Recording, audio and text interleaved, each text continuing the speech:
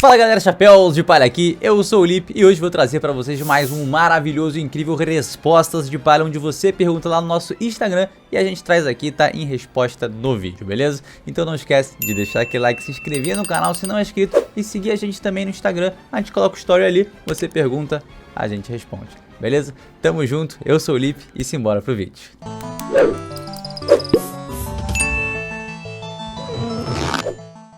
Eustas_Kid_057, você acha que o Zoro sola o Mihawk?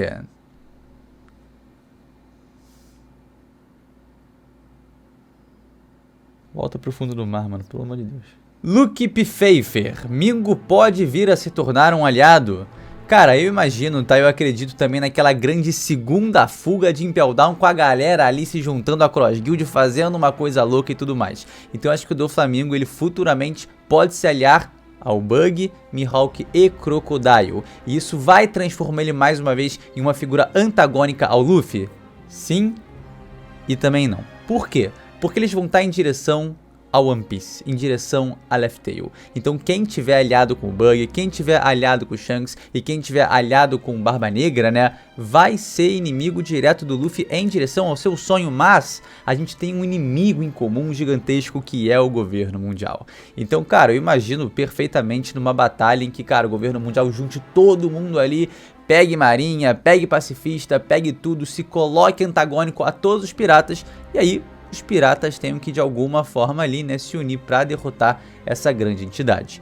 Eu acho que hoje, né, se a gente parar pra pensar, mano, coloca o Shanks ali que já se juntar o Luffy e o Shanks pra lutar contra o governo mundial já fica quente. E se botar, pô, Barba Negra, Bug, Mihawk, Crocodile, Doflamingo, aí os caras vão ser surrados, né? Acho que a marinha, como bem disse ali, né, tá com algumas pernas quebradas, tá desestabilizada. Então tá faltando força no governo mundial para poder segurar o avanço dos piratas em direção aos seus sonhos. Então é isso, Doflamingo pode se tornar novamente uma figura antagônica. Não acho, obviamente, em nenhum momento que vai ser uma figura antagônica como foi em Dressrosa, né? Sendo o principal inimigo ao Luffy enfrentar, até porque ele já foi superado, essa é a grande verdade. Mas, pô, se juntar ali com o Bug, mano, maravilhoso. Pô, tá ali numa porradaria final, numa guerra muito louca, e ele aparecer pra dar uma ajudinha com o Luffy, por que não, tá ligado? Enfim, é a possibilidade. O cara ri na cara do perigo e a verdade ele sabe. Quem faz a história, quem a escreve, são os vencedores. Qual é o lado mal, qual é o lado ruim? Só no final de One Piece que a gente vai descobrir. Mentira, a gente já sabe que o lado ruim é o governo mundial e o bom é o Luffy. Luiz.Fernando LF1 perguntou: o que você acha que vai acontecer com a Yoru no final do anime? Cara, eu acho que a Yoru vai continuar nas mãos do Mihawk, né? Eu acho que a gente não vai ter um futuro tão distante em que o Mihawk não vai estar mais vivo, tá? A gente vai ter ele bem velhinho ali, junto com o Shanks, se bobear a gente até vai ver uma trocação ali, ou pelo menos eles numa amizade, trocando um copo de saquê, ou bebendo uma cerveja, junto uma breja e tá tudo certo. Agora, o que me interessa muito na Yoru não é nem quem será o próximo usuário, mas sim quem foi o seu usuário anterior. Se a gente for perceber no cabo da espada, ela tem elementos ali de cruz, né, que se assemelham demais ao que vimos na igreja de Sorbet com o Kuma louvando a Nika, o deus do sol. Então, essa curvatura aí da espada, esse detalhe na cruz, a relação que a gente tem com esse símbolo das 9 esferas, que está relacionado ao sol, que está relacionado a Joy Boy, me intriga demais. Então eu acho, tá, que a Yoru é uma espada secular, se não milenar, tá? De cara, provavelmente algum antigo companheiro de Joy Boy, tá? Então fica com isso aí, mano. Eu inclusive acho que a Yoru pode ter sido forjada para Joy Boy, né? Esses símbolos aí, toda essa semelhança, esse significado dela, eu acho que é muito poderoso. Mas eu acho que o mais interessante seria que ela tivesse sido forjada, talvez ali pra sombra de Joy Boy. E o que eu quero dizer com isso? Mano, a gente sabe que pro Luffy tem o Zoro e pro Gold Roger tem o Silvers Rayleigh, que é o rei das trevas, né?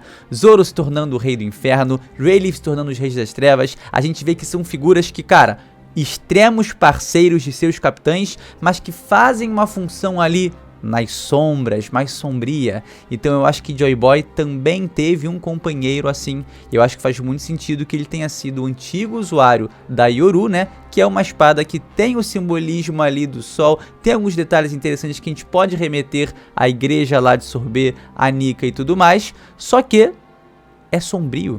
É um elemento dark, né? É um elemento que tá com o Mihawk, que vive nas trevas, que tem essa pegada muito mais obscura do que a figura que é o Deus do Sol. Midnight. Oda teria coragem de matar o Sunny no fim da obra?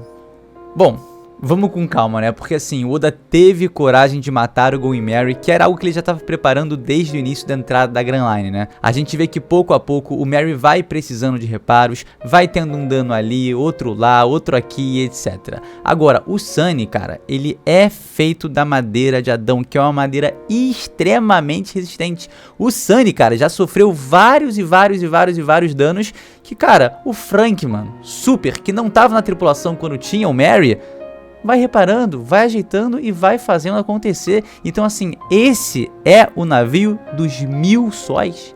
Esse é o navio do futuro rei dos piratas. Esse é o navio que vai realizar o sonho de seu construtor, que é cruzar todo o planeta. Chegar a Laugh Tale, tornar seu capitão rei dos piratas, encontrar o All Blue, desenhar um mapa de todos os cantos do planeta. É isso que vai acontecer, tá? O Sunny, pra mim, não morre de forma alguma. Eu acho que não se trata de coragem, né? Eu acho que se trata de narrativa. E, cara, o Sunny, ele não tá aí na história pra quebrar o meio, pra partir, pra romper os nossos corações também com uma despedida extremamente incrível. Ele tá aí pra ser um barco de longuíssima duração, mano. O Sunny vai viver com o Chapéu de Palha, acredito eu que pra sempre. Se bobear, e acho que é até bem provável, vai acontecer o mesmo que o Oro Jackson. O que costuma acontecer com grandes embarcações desse estilo. Seu capitão, sua tripulação se vai, mas o navio continua. E o Brook vai continuar vivo, né? O Brook vai continuar vivo. Mas uma coisa que eu sinto falta é, tá? O Sunny é um navio extremamente amado pelo Frank, pelos seus tripulantes e tudo mais. Só que a gente teve uma relação de personagem, né, mais aprofundada com o Going Merry. Capacidade de falar, o carinho do Usopp com ele era muito mais ressaltado do que do Frank com o Sunny e etc e tal. Então a gente teve uma relação mais construída com o Merry, pra claro também ter essa perda dele e a gente sentir demais chorar por um barco, chorar por um navio, chorar por uma embarcação. Quem aqui não fez isso, né? Então assim, eu acho que o Sunny, ele não necessariamente precise ter a expressão do Klabauterman, né, que seria a personalidade dele e também uma prova viva de que ele é extremamente amado. Mas eu, cara, gostaria de ver o Sunny tendo mais reações, tipo o Merry teve. Gostaria de ver o Sunny também tendo um Klabauterman em alguma altura da história. Pode ser só lá pro final, não tem problema não, mas eu quero ver essa personificação da alma querida do navio. Eu acho que, cara, como a embarcação do rei dos piratas, que vai levar o Luffy a realizar o seu sonho, ele também é um Nakama, ele também é um companheiro e ele também faz parte dessa jornada. Vocês concordam com isso? Acho que o Sunny também tem que ter um Klabauterman? Eu não consigo pensar exatamente em qual momento Oda poderia encaixar isso dentro da história. Talvez uma situação semelhante em que a gente viu que o Chapéu de Palha tão ferrado, não tem como fugir, etc. Aí de repente o Sunny aparecesse e salvasse como o Merry fez? Algo nesse sentido? Enfim, fique o questionamento e deixem nos comentários também, tá? Você quer ver o Klabauterman do Thousand Sunny assim como eu? Eu quero, e inclusive no especial do Going Merry, né, que é a galera contando a história do navio pro Brook, a gente vê o Klabauterman dele. Esse aqui, ó. C4.I0Golve_08 perguntou: Kizaru irá ajudar o Luffy a escapar ou em batalha? Eu acho que a gente entra naquela questão das duas faces do Kizaru, né? A gente tem uma face que é a da justiça, que ele tá vestindo aquela máscara, que ele tá fazendo a sua função, que ele tem que exercer como um profissional, como um símbolo também da instituição que promete a paz para esse mundo. Essa é a face do Kizaru almirante, que tá lutando ali pela paz, pela marinha, pela justiça, pelo governo mundial. Só que existe a outra face de Kizaru, que é a face de Kizaru humano, que a gente viu no decorrer do flashback do Kuma. Eu já comentei diversas vezes que torna o personagem muito mais interessante, traz novas camadas e profundidade ao Borsalino. Então assim, eu acho que ele fica dividido entre essas duas facetas, tá? Só que Ele não pode virar e falar assim, Gorosei, Jay Garcia, comentei isso até em live, Gorosei, Jay Garcia Saturno, hoje não, hoje eu vou me aliar ao Luffy do Chapéu de Palha porque meu amigo Vegapunk, poder ele pode, mas ele vai fazer carregando o símbolo de justiça em suas costas, determinado como ele estava, mesmo sofrendo por dentro, a executar o Vegapunk, a fazer o que precisava ser feito pelo suposto bem e paz do mundo. Cara, é muito interessante como Oda pegou um personagem de justiça incerta e mostrou pra gente essas duas facetas que eu acredito que contrastam muito, né, que criam um conflito muito interessante pro personagem e que no fim das contas não vão deixar com que ele tome essa atitude de ajudar os Chapéus de Palha a fugir abertamente, né, não vão ajudar os Chapéus de Palha em batalha abertamente. E por que eu digo isso? Diretamente, o Kizaru não pode ajudar. Ele tem que vestir a máscara da justiça. Só que a face por baixo é a face humana. É a face que tem algum carinho por Kuma, é a face que tem algum carinho por Vegapunk, é a face que tem alguma afeição por Bonnie. Então pra ele o cenário deve ser muito difícil, né? Parecia de início que não, que o cara tava lá determinado a fazer acontecer, só que em alguns detalhes, em algumas nuances, parecia que Kizaru deixava se escorregar para um lado um pouco mais emocional.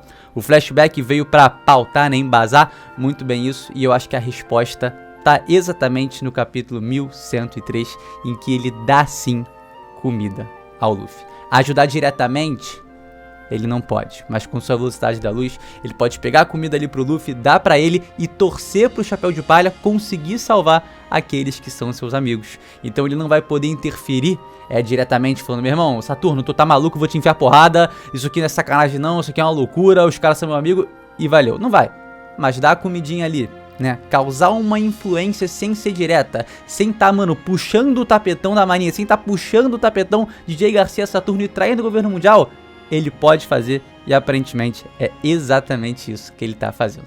Então eu acho esse contraste entre as faces do Kizaru genial. Não acho que ele vai virar pro lado do Luffy e falar, meu irmão, tô fechadão contigo, vamos enfiar o pau nesses caras. Acho que ele vai fazer como fez ali, dar a comida e torcer. E torcer para que o Deus do Sol possa resolver a situação. Baize_Bruno. Joy Boy poderia ter sido um bucaneiro, por isso eles cultuam a Nika? Existem diversas possibilidades para a raça de Joy Boy, né? Vamos por etapas. Se ele fosse um lunário, justificaria muito bem por que essa raça espera o retorno de Joy Boy. Se ele for um bucaneiro, explicaria também muito bem por que essa raça está sempre louvando a ele e passando essa lenda de geração em geração. Se ele fosse um gigante, combinaria com o Chapéu de Palha que a gente viu lá em Marejoa, né? Que é gigantesco e com certeza esteve na cabeça de alguém que era dessa raça e por aí vai. Só que ele é uma figura que é o elo entre diferentes raças oprimidas, diferentes raças que sofreram muito nas mãos humanas. Então eu fico me perguntando qual vai ser a tomada de decisão de Eiichiro em relação a isso. Ele vai colocar um humano para ser o epicentro, para ser o elo de ligação. O elo de ligação é pleonasmo, mas enfim, ser o elo que liga todas essas raças. Ele vai colocar um lunário, vai colocar um gigante, vai colocar um bucaneiro. Eu acharia extremamente interessante se ele subvertesse essa ideia de ser um humano, né? Porque assim, a gente vê que a figura humana em One Piece não é a figura mais bacana do mundo, só que ao mesmo tempo a gente tem Gold Roger, a gente tem o Luffy, que é uma figura que tá unindo todo mundo. Então eu acho e acredito que o Oda vai acabar optando sim por ser um humano, apesar de pensar que, cara, existem diversas outras possibilidades. Eu, pra ser sincero, posso acordar amanhã falando, mano, eu vou falar uma parada pra vocês, é gigante. Cara, Joy Boy gigante pra mim eu acho que é a melhor possibilidade, na verdade. Já mudei de opinião, mudei mesmo. Pô, Jaguar the Binks. Jaguar the Binks é muito bom, não tem como. Independente da raça que seja, né, a grande importância de Joy Boy, da figura de Nika, o Deus do Sol, é fazer essa união, é fazer o que o Luffy tá fazendo, reunir as pessoas ao seu lado, algo que o Mihawk menciona como o maior poder dos mares. E isso é um fato, né, ele tá relacionado à raça, até os Minks, cara, que eu esqueci de comentar, lá em Zou, lá em cima de Zunisha, também tem uma relação com Joy Boy, esperam um amanhecer, então ele pode ser um Mink pelado, ele pode ser Mink pelado, no caso Mink sem pelo, né, que eles já mencionaram isso lá no arco de Zou. Não pensa que eu tô pensando em... Enfim, pode ser um humano que também serviu de ligação para todas essas raças, um gigante como eu mencionei, bucaneiro, lunário, meu irmão, as possibilidades são inúmeras, e eu acho que gigante, ele ser um gigante, Jaguar de Binks, talvez seja a ideia que mais me agrade. Tá? E a gente vai ver isso também quando chegar em Elbaf e aprofundar também na história desse país, na história desse reino, na história dessa civilização, que com certeza absoluta tá muito ligada a Nika e a Joy Boy. Mikael 4402899 tem uma teoria de que Joy Boy na verdade seria do mal. O que você acha disso? Cara, eu acho extremamente difícil a gente ter a figura de Joy Boy como algo antagônico, né? Algo de fato ruim. Eu sempre pensei que o universo de One Piece, ele tem uma questão de não ser preto no branco, ele é bem acinzentado, só que o Oda está pintando, agora que a gente entrou na saga final, com muito mais clareza, do que nunca, que cara, os Gorosei, cara, são maus de verdade, os caras consideram humanos insetos, e Musama, a figura que é a soberana desse universo, é mais má ainda, pô. É, cara, o que parece ser literalmente a personificação do próprio diabo. Então, assim, existe, de fato, um lado certo e um lado errado nessa história. Joy Boy era do lado benevolente, era do lado que estava ajudando pessoas que precisavam de ajuda, era do lado que não queria que o governo mundial, né, que os reinos antigos se estabelecessem como figuras soberanas e assim dominassem o mundo, provendo, cara, fortuna para uma elite, mano, pequenininha e fazendo com que milhares e milhões de pessoas ao redor do mundo sofram muito, tá? Inclusive escravidão, opressão, abuso e tal, etc. Então, mano, acho muito difícil pensar em Joy Boy como uma figura ruim, como uma figura maléfica, como alguém do mal, maligno, que tá pensando no próprio bem e não tá pensando no outro, tá? Não é o que o Oda vem construindo pra gente, não é um paralelo também que eu acho que o Oda faria com a própria figura do Luffy. Nika, o Deus do Sol, distribui sorrisos, Nika, o Deus do Sol, propaga alegria, Nika, o Deus do Sol, busca a liberdade pra si e pro próximo. Então se o Oda virar em algum momento e falar, meu irmão, olha só, Nika, o Deus do Sol, era um pilantra safado horroroso, eu vou ter muita dificuldade de processar isso e acho que muita gente também, porque assim, não tem muitos pontos, não tem muitas evidências pra isso, pelo contrário, né? Se tu jogar um plot twist desse vazio, sem pontuar nada, sem ter iscas ali no meio, vai funcionar? Vai ser realmente interessante? Enfim, eu espero que quando a gente mergulha ali no passado do século perdido e tudo mais, a gente veja que o cenário, mano, era um pouco conturbado. Não era esse preto no branco, era mais acinzentado, que tem mais camadas. Você fala, pô, meu irmão, esses caras tão certo, mas os outros também não tão tão errados. Será que... Enfim, a gente vai ver, mas Joy Boy mal, maligno? De forma alguma. Meus queridos, esse foi o vídeo, tá? Espero que você tenha gostado e não esquece de se inscrever no canal, deixar aquele like que ajuda pra caramba. E é isso, pô. Segue a gente nas redes sociais, manda sua pergunta, tamo junto e é nóis, beleza? A gente se vê sem sombra de dúvidas no próximo vídeo. É isso, galera. Valeu!